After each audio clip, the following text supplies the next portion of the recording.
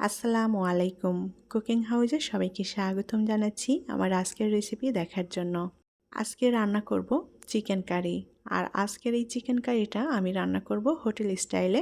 Hotel স্টাইলে যেভাবে chicken curry রান্না করে সেই রেসিপিটাই আপনাদের সাথে শেয়ার করছি। এই চিকেন কারিটা খেতে খুবই টেস্টি এবং মজাদার হয়। সকালের নাস্তায় রুটি, পরোটা কিংবা সাদা ভাত, পোলাও, খিচুড়ি সব কিছুর সাথেই এটা পরিবেশন করা যায়। তাহলে চলুন কিভাবে হোটেল স্টাইলে চিকেন কারি রান্না করি সেটা দেখে নেই। আজকের চিকেন কারিটা রান্না করব সরিষার তেল দিয়ে। সরিষার তেল দিয়ে রান্না করলে বেশি টেস্টি হয় খেতে। আমি এখানে 1.5 কেজি পরিমাণ চিকেন নিয়েছি আর চিকেনটা একটু ছোট কাট করে কেটে নিয়েছি। ভালোভাবে ধুয়ে পরিষ্কার করে নিয়েছি চিকেনটা। এখন এই তেলের মধ্যে আমি চিকেন দিয়ে দেব আর দিয়ে দেব মিডিয়াম সাইজের একটা টমেটো কুচি। এখন দিয়ে দেব 1 টেবিল চামচের মতো পেঁয়াজ বাটা। এখন এর মধ্যে দিয়ে দেব 2 চা চামচ পরিমাণ আদা বাটা, 1 চা চামচ পরিমাণ রসুন বাটা এবং 1 চা চামচ পরিমাণ কাঁচামরিচ বাটা। মিডিয়াম আঁচে এখন মাংসটা সুন্দর মতো কষিয়ে নেব। মাংস থেকে অনেকটাই পানি বের হয়েছে। এই পানিতেই কিন্তু মাংসটা সেদ্ধ হয়ে যাবে, কষানোও হবে সুন্দর মতো। আলাদা করে কোনো পানি অ্যাড করতে হবে না। খুব সুন্দরভাবে নেড়ে চেড়ে দিতে হবে যেন মশলাটা মাংসের সাথে মিশে যায়। আমি 6-7 মিনিট মাংসটা কষিয়ে নিয়েছি। এখন এর মধ্যে বাকি মশলাগুলো দিয়ে দেব। লবণ দিয়ে দেব স্বাদ মতো। শুকনা মরিচের গুঁড়া দিয়ে দেব 1 চা চামচ পরিমাণ। ধনিয়ার গুঁড়া দিয়ে দেব 1 চা চামচ পরিমাণ। জিরার গুঁড়া 1 চা চামচ পরিমাণ। গরম মশলার গুঁড়া দিয়ে দেব হাফ চা চামচের একটু কম পরিমাণে। আর দিয়ে দেব কিছুটা গোলমরিচের গুঁড়া। হলুদের গুঁড়া দিয়ে দেব। এই চিকেন কারিতে আলাদা করে গোলমরিচের গুঁড়া দিলে ফ্লেভারটা খুবই ভালো আসে। এখন ভালোভাবে নেড়েচেড়ে আমি মশলাটা মিশিয়ে নেব মাংসের সাথে। আর মাংসটা সুন্দর মতো কষিয়ে নিতে হবে। এই পর্যায়ে চুলার আঁচ অল্প করে ঢাকনা দিয়ে ঢেকে দেব। এতে করে মাংসটা সুন্দর মতো সেদ্ধ হয়ে যাবে। 5-6 মিনিট ঢাকনা দিয়ে ঢেকে রান্না করে নিয়েছি। এখন মাংসটাকে উল্টাপাল্টা করে নেড়ে দিতে হবে যেন সব দিকটাই সমানভাবে সেদ্ধ হয়ে যায় আর মাংসটা ভালোভাবে কষিয়ে নিতে হবে।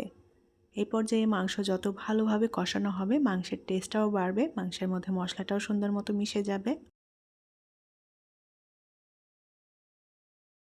মাংস রান্নার স্বাদটা নির্ভর করে মাংসটা যত ভালো কষানো হয় সেটার উপরে। তাই একটু সময় নিয়ে মাংসটাকে কষিয়ে নিতে হবে। এখন এর মধ্যে দিয়ে দেব মোটা কুচি করে কাটা 2টা পেঁয়াজ। পেঁয়াজটা একটু মোটা কুচি করে দিয়েছি। এই পেঁয়াজটা একেবারে গলে যাবে না, একটু নরম নরম হবে। পেঁয়াজটা দিয়ে ভালোভাবে নেড়েচেড়ে মিলিয়ে নিয়েছি। আবারও ঢাকনা দিয়ে ঢেকে দেব। 3-4 মিনিট ঢাকনা দিয়ে ঢেকে দিয়েছিলাম। মাংস থেকে যে পানিটা বের হয়েছিল পানিটা কিন্তু একদম টেনে গিয়েছে আর এই মাংসটা সুন্দর মতো সেদ্ধ হয়ে গিয়েছে। অল্প আঁচে ঢাকনা দিয়ে ঢেকে দিলে মাংসটা তাড়াতাড়ি সেদ্ধ হয়ে যায়। আমি মাংসটা খুব সুন্দর মতো কষিয়ে নিয়েছি। মশলাটাও ভাজা ভাজা হয়ে এসেছে আর তেলটাও ছেড়ে দিয়েছে। আবারও কিছুটা পানি দিয়ে দেব। মাংসে একটু ঝোলঝোল থাকবে সেভাবেই পানি দিয়ে দিয়েছি।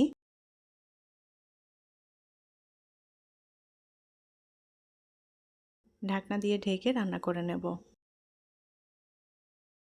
5-6 মিনিট ঢাকনা দিয়ে ঢেকে রান্না করে নিয়েছি। চিকেন কারিটা প্রায় রান্না হয়ে এসেছে। ঝোলটা আমি সামান্য টানিয়ে নেব। এখন এর মধ্যে দিয়ে দেব হাফ চা চামচ পরিমাণ টালা জিরার গুঁড়া। আর দিয়ে দেব হাফ চা চামচের একটু কম পরিমাণে গরম মশলার গুঁড়া। গরম মশলাটাও আমি টেলে নিয়েছি। নেড়েচেড়ে ঝোলের সাথে মিলিয়ে নেব গুঁড়া মশলা।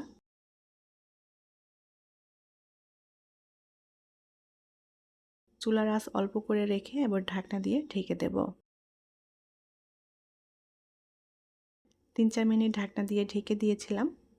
চিকেন কারি রান্না করা হয়ে গিয়েছে। আর ঝোলটাও আমি একটু গা মাখা টাইপের রেখেছি। ঝোলটা একেবারে পাতলা করিনি।